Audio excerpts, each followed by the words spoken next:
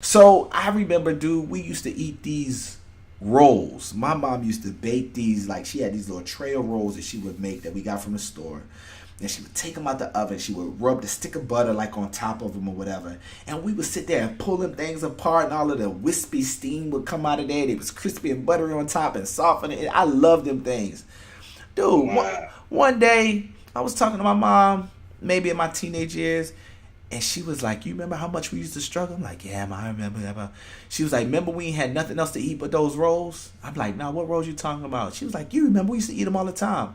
I was like, "I don't remember not having nothing to eat but rolls," but I was like, "I do remember it was these one kind of rolls. Man, we used to eat them so much. Why we don't get them no?" She was like, "Chris, that's the rolls I'm talking about."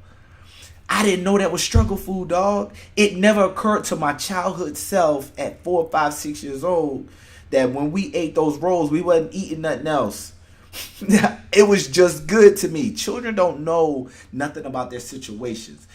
So, for your folks that's listening, if I, as a parent, as an uncle, as a teacher, as a grandparent, whatever, if I give love and consistency out of what I have, not wealth, not millions, not brand new car, house, if I give love, stability, and consistency, your children are going to grow up and have a good life. They're going to come out of a good foundation.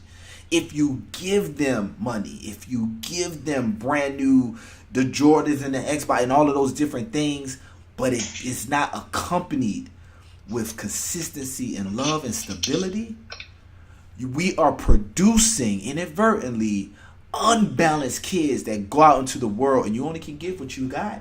So if I have unbalance, I'm going to give unbalance out into the world. I'm going to make other people's lives unstable. I